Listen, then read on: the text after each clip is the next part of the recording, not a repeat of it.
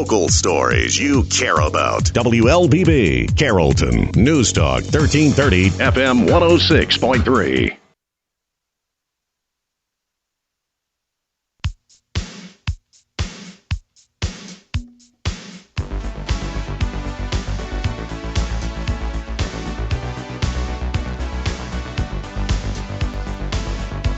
All right, good Tuesday morning. Welcome to the WLBB Community Voice program here on News Talk 1330, FM 106.3. And this morning we are streaming live on the News Talk 1330 WLBB Facebook page. Joel Brock behind the cameras this morning. Steve Graddick punching the buttons in the studio. Our guest this morning is one of three local attorneys who have announced plans to qualify to run for the nonpartisan race for the state court judge for Carroll County in 2020 when qualifying begins, and that is next week, Monday through Friday. Qualifying for this race, also in a handful of others, begins on March the 2nd, lasts through the 6th of March. State Court Judge Robert Sullivan has announced that he will not be seeking re-election. So, as I said, three people did pop up and say, hey, we'd like to carry on that tradition and be the State Court Judge for Carroll County. Erica Tisinger, our guest this morning. We appreciate her coming in. Yesterday we did speak with Matt Lane. He's one of the candidates who did announce he does plan to qualify. And Nathaniel Smith will be on our program on Friday, but today we'll focus on Erica. So we do appreciate you coming out to talk to us this morning. As I started out yesterday with Matt, I believe a lot of people just may have questions, including myself. I'm sure I'm not up to date with the number. They don't all immediately come to me, all the courts that we do have here locally, affect us locally. Differentiate the state court of Georgia, the judgeship that you're attempting to obtain from the other courts. And we decided there's 8 courts to consider. Yeah, sure. And so it's probably a good thing that you're not familiar with all the different court systems. But there are different courts and there are different reasons that we have those courts. So, of course, you have the Supreme Court of Georgia. Below that is the Georgia Court of Appeals. And then each county has a superior court. And there are 49 judicial circuits. Some counties are their own superior court, and some have circuits. So, for example, ours is the Coweta Judicial Circuit, which is Coweta County, Troup County, Heard County, Meriwether County, and Carroll County. And then below superior court, you have state court. And then you have probate courts, which is where you would have wills and probate litigation, juvenile courts, and that's where you have juvenile criminal offenders, and then juvenile family cases, dependency cases, where you're working with defects. And then there are also municipal courts where those are more like landlord-tenant, magistrate courts are landlord-tenant. And municipal courts would be for violations of city ordinances and things like that. So the State Court of Carroll County is a court where you would, if you have a misdemeanor, criminal cases. So any misdemeanor is punishable by up to 1 year in jail. So our state court judge hears those misdemeanor criminal cases. On the civil side, you can have any civil matter that is not a family law case, because those are only in superior court, and some property disputes like landlines and suits in equity over property. So the majority of cases on the civil side filed in state court are medical malpractice cases, personal injury cases, creditor cases. So if you owe a credit card debt, things like that, you can get sued. Contracts, business disputes, and those are all handled by the state court judge. Your background then, you're an attorney. Yes. What are the qualifications for this judgeship? So you have to have been a resident of the county for a certain number of years. I believe it's 3 years. And you have to have a minimum age requirement, which I also think is 25. It is in the 20s. It probably is 25. 25. Yeah. And then you have to have been practicing law for a certain number of years, which is 8 years. And then those are the minimum qualifications that you have to reach to become the state court judge. How long have you been practicing law, and what have been your focus? I've been practicing law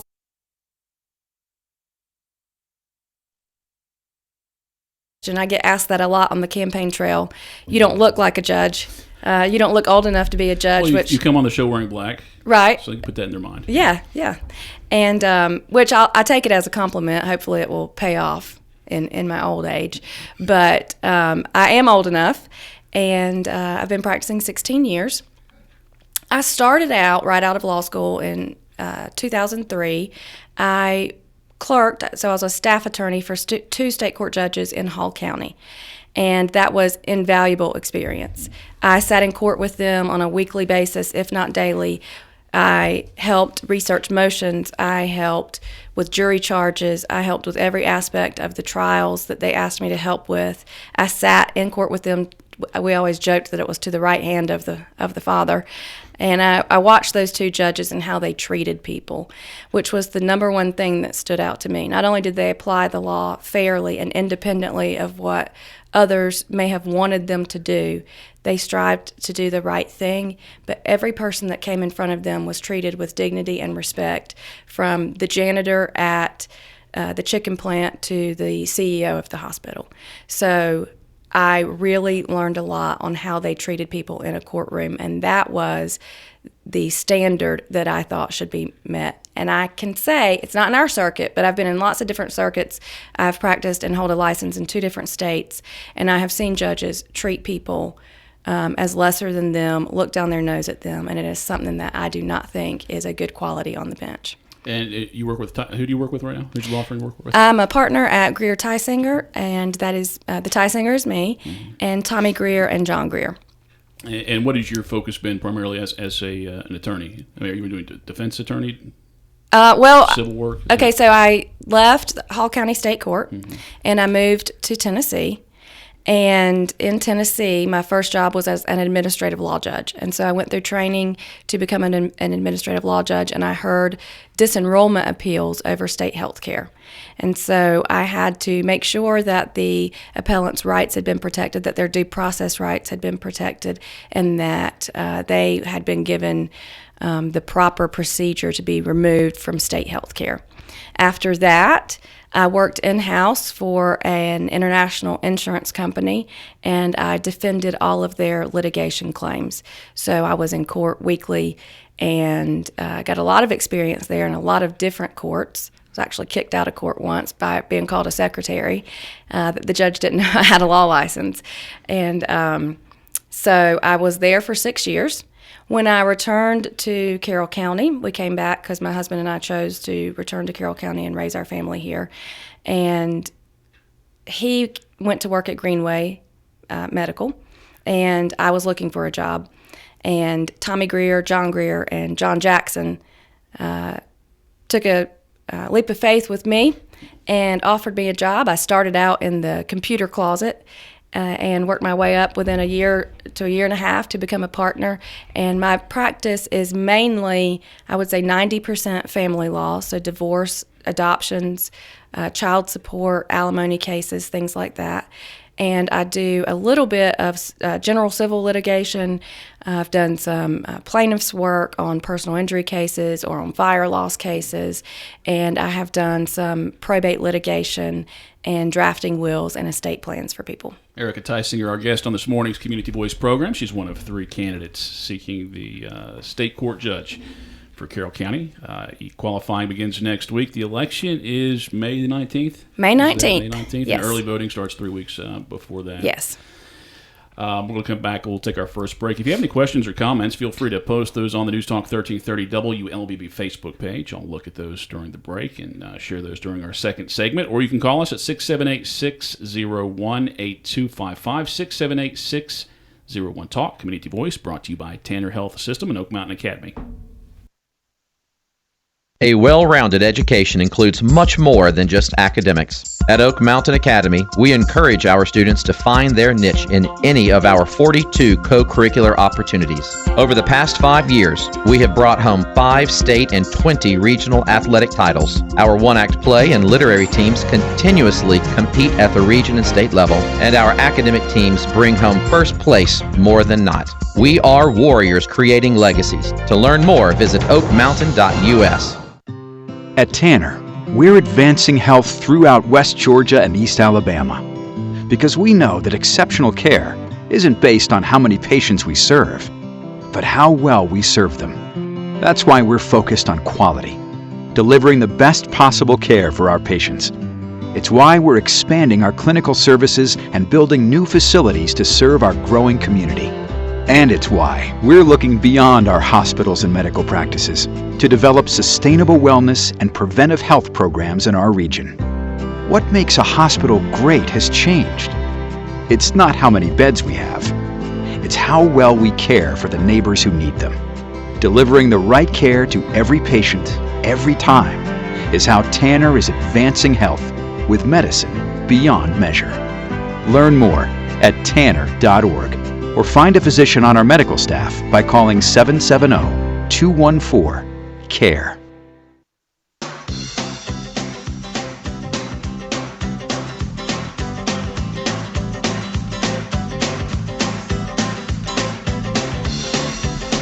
Welcome back to the WLBB Community Voice program here on News Talk 1330, FM 106.3, and streaming live on the News Talk 1330 WLBB Facebook page. I'm Colin Worthington. Our guest is Erica Tisinger. She's one of 3 potential candidates planning to qualify for the state court judge job, which has been made available after Judge Sullivan said that he would not seek re-election in 2020. Again, qualifying begins on Monday of next week, and it's qualifying for several local races, including Carroll County Commission Chairman, a couple of, actually 3 commissioners, Sheriff, Tax Commissioner, Clerk of Superior Court, Coroner, County Surveyor, and a number of judgeships as well as a couple of few seats on the Carroll County School Board. And you can visit the Elections Office website and get a list of all those in case you just decide today, in case you haven't planned and all of a sudden you want to qualify for one of these jobs.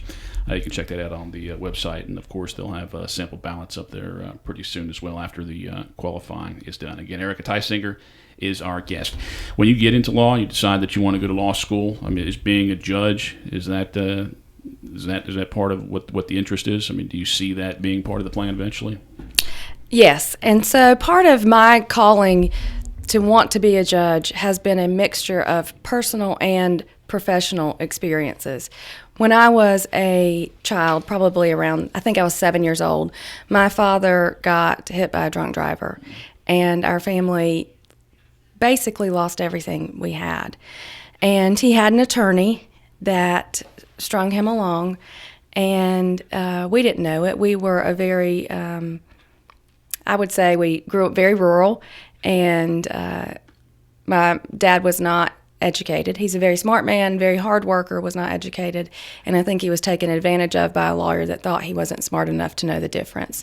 The lawyer committed malpractice and did not file my dad's case, and the statute of limitations ran. And I was probably 10 or 11 at that time, and as an 11-year-old, it was very difficult for me to understand why that happened, why someone did not do the right thing, and why they had treated my dad so badly. So that's where I kind of became interested in becoming a lawyer. And when I was in college, I took the LSAT, I got into law school, I go to law school, and after graduation is when I went to my clerkship in Hall County that I spoke about previously.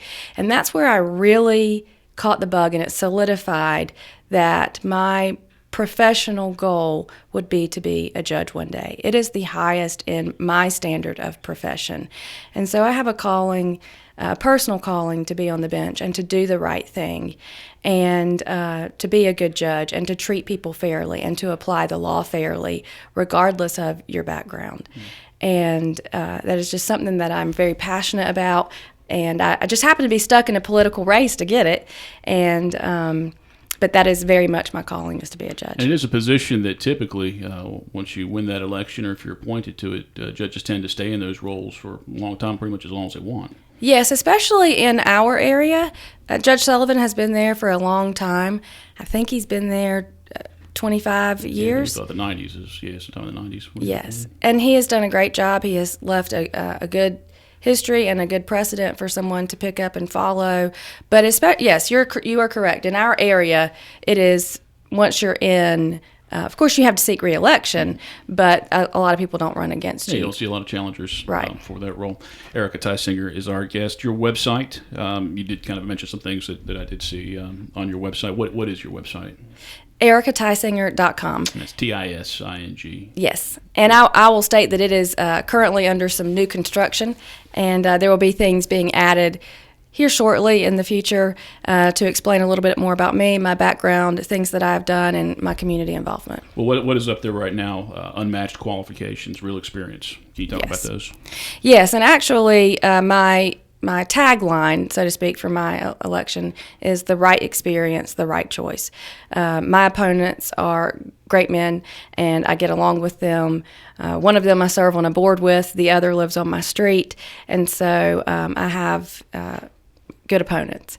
And but my opinion is that I have unmatched qualifications. So from being a clerk in the state court, working in there every single day, seeing the inner workings of that court, the types of cases that come in there, then being an administrative law judge in Tennessee, then trying hundreds of cases for an international insurance company, and they're defending personal injury cases, which is one of the top types of cases that come in front of the state court now, and then practicing in this area in Carroll County.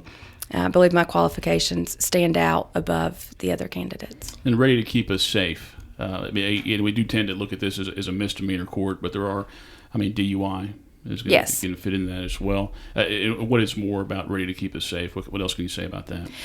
I would say that's twofold. When I look at the criminal aspect of the state court judge, one is making sure that people are sentenced appropriately, and there's always a victim for every crime. And if you are the judge who handles that sentence and you handle it appropriately, then not only are you you're protecting the rights of those who have been harmed, but you're also responsible for protecting the rights of those who have been accused. And so you can keep our county safe by protecting the rights of the people that come before you and the people who have been harmed. Erica Tisinger, our guest on this morning's Community Voice program. Again, questions or comments, feel free to call 678-601-8255, 678-601-TALK, or you can post a question or comment on the News Talk 1330 Facebook page. You did mention being on the board with one of the other candidates. I guess what other boards, or what boards are you on, and maybe volunteering your time? What are you involved? Sure. One of the things that I think that you have to do to be a good judge and to treat people fairly that come before you is to have a experience with a vast array and different types of people from different backgrounds, different income levels. And I have strived my entire adult life to give back to my community, give back to those who are less fortunate than I have become as an adult, and to really work and try to make my community better. I am currently on the CASA board, that is Court-Appointed Special Advocates. They are appointed to children in the juvenile court of Carroll County, abused and neglected children, so I work on that board to help support that program. We fundraise. I was the chair of that board last year, so I'm the current past chair. I have been on the Circles board. Circles of West Georgia is something kind of new. Actually, Steve was on the initial board with me, and that is to help families come out of poverty and to be self-sufficient, to come off of government assistance and support their families.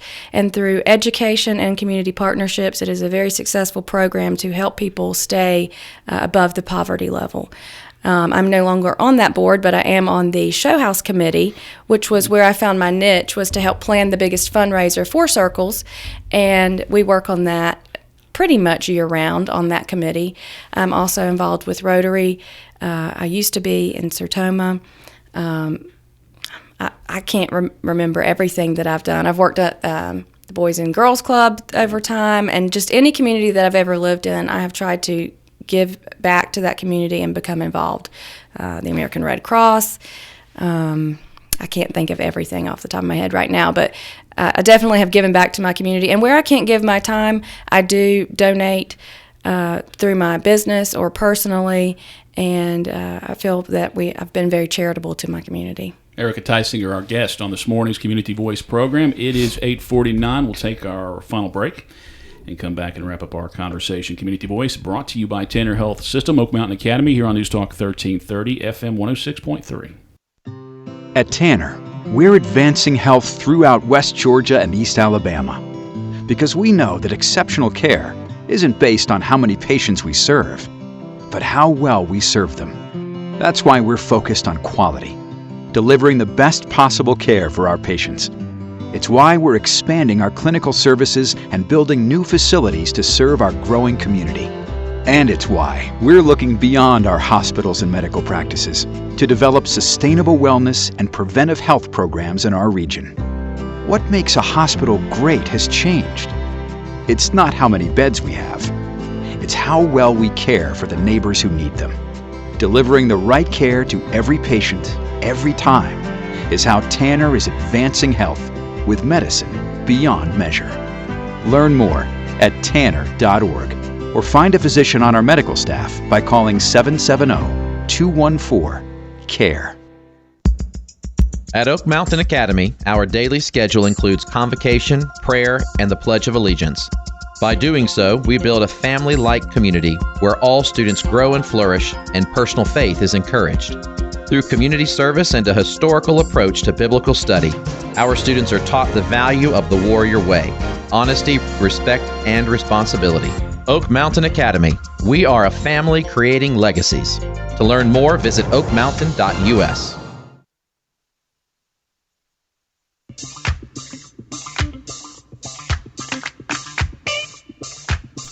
$8:50. Welcome back to the WLBB Community Voice Program here on News Talk 1330 FM 106.3. Our guest this morning is Erica Tisinger. She's one of 3 candidates expected to qualify next week for State of Georgia, Carroll County Judge. What's the proper Carroll County term? State Court Judge. I said it 52 times this week. Now it's just That's all right. It's all mumbled up again. Erica Tisinger, our guest this morning. Nathaniel Smith is also expected to qualify next week. He'll be on the program Friday. Matt Lane, another person expected to qualify. He was on the program yesterday, so if you did miss that one, you can go back to our website, News Talk 1330, and hear that podcast, as this morning's program with Erica will be in podcast form on the website as well later on this morning.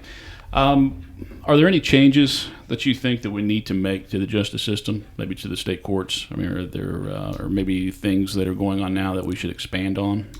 There are a lot of cases that are filed in Carroll County State Court, and I think that there were just under 2,000 cases filed there last year, which is a mixture of civil and criminal cases. I think it's about half and half. And a hot topic that's being discussed about the state court is implementing accountability courts. And accountability courts are nothing new, they're nothing novel, and they are great programs. We do not have a DUI court in Carroll County. We have them throughout our circuit, and they're throughout the state. The DUI courts were rolled out in the state of Georgia in 2003. There were 3 DUI courts to begin with: Athens, Clarke County, Chatham County, and Hall County. So when I started my clerkship in Hall County, we were the rollout program for the DUI court, and the National Highway Traffic Safety Association did an audit on that program in 2011 and published a report and showed the success of that program. Hall County is the model that a lot of DUI courts are based on. Their minimum qualifications to get in, it's only post-conviction, and your conviction is not overturned because of your success in the program once you graduate. They are great programs because it cuts down on recidivism, it cuts down on someone going back to jail, someone being arrested again for another DUI, and it also treats the core problem, which is either a mental health issue or a alcohol or substance abuse issue. So it is something that I have been passionate about for a long time, and I think it's something that would be beneficial to our county, but you always have budget things to consider. And as that accountability court, the participants would pay for their own treatment, but you also have to have the core people in place. You have to have a program coordinator. You have to have the input from the solicitor's office, the public defender's office, the prosecutors, probation. And so there are a lot of different moving parts. And while grants may be available to start the program, if those grants become unavailable or you don't get approved again, the county has to be able to support that program, because in my opinion, there would be nothing worse than getting the program and then not being able to afford it later on than not having put it in place to begin with. When some programs similar to that are sold to us or being sold to us, commonly there's a description that will make the money up. in 5 or 6 years we're doing this. It's going to save the county so much money. I mean, do you see anything similar like that? I think that the programs do help eventually support themselves through fines, but you've got to get there. And so in the meantime, you have to have the budget and the money to support that program before it starts supporting itself. Are there any state counties that have 2 judges? State courts? Yeah, state courts. Any counties in the state that do have 2 state court judges? Oh, absolutely. There are state courts that have 3 judges, counties that have multiple state court judges. Coweta County has 2 state court judges. And so it just depends on the county. I believe it depends a lot on their budget and how much they can afford to pay. Another accountability court is a veterans court. We have one in the Coweta Circuit, and so Carroll County veterans can seek to application for the Veterans Court, but they would have to go to Coweta County for that. So there is a accountability court available for them. I would love to be able to put one in their backyard where they can seek the assistance of that court in Carroll County. We got about 5 minutes left in the show. You've already been out campaigning, knocking on doors, talking to people. I have. It's actually pretty fun. And what are they saying about this race? I mean, what kind of questions are they asking? I get lots of different questions. A lot of people ask me what the state court is. Some people tell me that we're glad that you're doing this, but we'll miss you in Carroll County. And I say, well, the good news is I'll be in Carroll County. So explaining what the court is and what the court does. I get asked a lot of questions about my political affiliation, which I cannot answer, and I cannot tell my political party. I can say that I'm conservative, but then people also ask me about partisan political issues, about the Second Amendment or how I feel on all kinds of different things. And I have to be careful with that because judges are nonpartisan in Georgia for a reason. It is to have an unbiased judiciary and to have no appearance of being biased. Once you start discussing partisan politics, you might as well have told them what party you belong to. And so I think it's a slippery slope, and I'm trying to be very ethical in my run for state court judge, where I do not want to undermined the fact that it's a nonpartisan race. As far as campaigning, do you have events scheduled? Or are you doing promotions on Facebook? Of course, your website. Yes, I have a pretty active Facebook page. Every Friday we post Meet the Candidate, and it gives information about me. It could be something that I have done professionally, something in my personal life, and we try to keep that up to date. We post about events that I've gone to. I have a few meet and greets coming up. I have one in Bowden at the Historical Society on March 15th. I have one planned in Fairfield on March 22nd. And other than that, you can find me on the weekends knocking on doors in different neighborhoods and trying to meet more people and tell them more about me. Got about 2 minutes left in the show. If I'm walking up to you on the street and I say, Erica, why should I? I've got 3 candidates to choose. Why should I vote for you? You should vote for me because I am the candidate that has the best qualifications to be on the bench, both professional and personal experiences. I believe that a good judge not only understands the law, but that they know how to apply the law, and they know how to apply it fairly and independently of anyone else's influence, and to treat people with dignity and respect. And I have strived my entire life to meet people, understand where people come from, give back to my community, and to be able to treat everyone that comes in front of me with the same respect and treat them fairly. State Court Judge for Carroll County will be on the ballots on May the 19th. May 19th. Thank you so much for having me. Absolutely. It was great to meet you. Nice to see you. And appreciate you coming on the program this morning. And again, Nathaniel Smith will be on the program.